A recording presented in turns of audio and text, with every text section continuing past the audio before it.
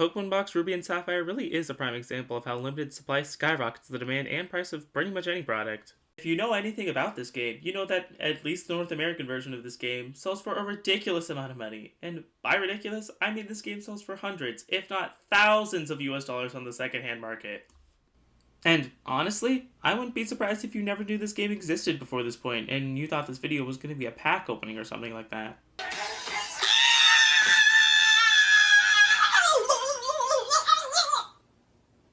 But I think that's enough beating around the bush. It's time to get into what this game even is and why it's so rare. So, without further ado, let's get into what Pokemon Box is and what my honest thoughts are about it. Pokemon Box Ruby and Sapphire is a game that's not really a game that was released on the GameCube on May 30th, 2003 in Japan and on July 11th, 2004 in North America. This game was meant to coincide with the release of Pokemon Ruby and Sapphire, and connected these games to allow you to store up to 1,500 Pokemon from Pokemon Ruby, Sapphire, Emerald, Fire Red, and Leaf Green. And if you're thinking 1,500 sure does seem excessive, you're kinda right, considering that as of Ruby and Sapphire's release, there were only 386 Pokemon in existence. And as a result, this might have made Game Freak and Nintendo think that this was too niche of a product to warrant a regular release.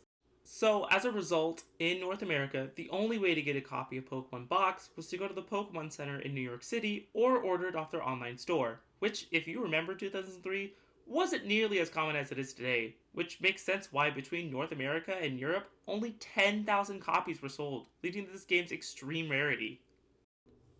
Now that we've established the basic premise of this game and why it's so rare, what exactly does it do? Well, as I said before, Pokemon Box allows you to connect a Generation 3 Pokemon game to Pokemon Box itself and allow you to store up to 1,500 Pokemon. And even though that is excessive, if you truly are a diehard Pokemon fan, you more than likely have wanted to play through your favorite Generation 3 games more than once. And this allows you to store Pokemon you want to save from every playthrough to use them for later, in addition to allowing your Pokemon to hold items and store eggs as well, which is very nice, especially when compared to the successors of Pokemon Box, such as Pokemon Bank and Pokemon Home, that don't allow this. Additionally, you're able to search for Pokemon with a myriad of filters such as species, moves, nature, affection level to the player, and even shininess. In general, Pokemon Box makes it very convenient to move large amounts of Pokemon, items, and eggs from one game to another quickly, as opposed to having to trade them all over. But what else can you do with this game besides just move around your Pokemon, you ask? Well, there's a showcase mode where you can take tiny statues with sprites of your Pokemon and move them around, which is only about as interesting as it sounds. And there is Adventure Mode where you can play your copy of Pokemon Ruby or Sapphire on the TV and take screenshots as well, but it's not really anything to write home about, considering it's an inferior Game Boy player, because it can only play Ruby and Sapphire and no other games, not even the other Generation 3 games, in addition to saving the game being long and tedious.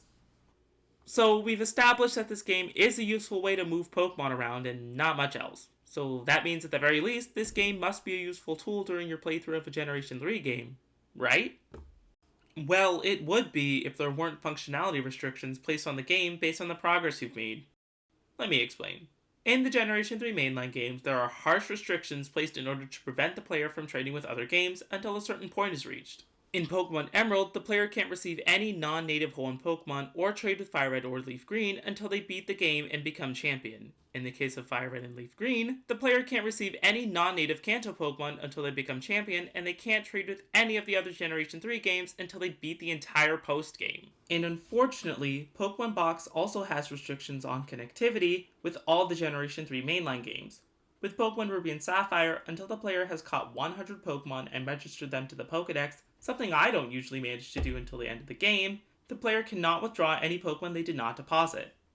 In Pokemon Emerald, the player can't withdraw or deposit any Pokemon until they have caught 100 Pokemon and entered the Hall of Fame. And in Fire Red and Leaf Green, the player can't communicate with Pokemon Box at all until they've beaten the entire post-game, which really undercuts the purpose of Pokemon Box and makes it not very convenient to use, on top of you having to lug out your GameCube, the game, a Game Boy Advance to GameCube link cable, and a Game Boy Advance itself to even use Pokemon Box in the first place. Overall, Pokemon Box is just as frustrating as it is intriguing. Its rarity and potential for convenience leave me with a sense of awe and admiration, but the fact that content is extremely lacking, has frustrating restrictions, and was extremely hard to get a hold of then, and especially now, just leaves me feeling unsatisfied.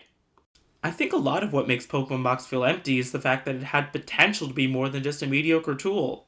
Pokemon Box could have had features like being able to see what a Pokemon's nature does to its stats, its EVs and IVs, along with other useful information.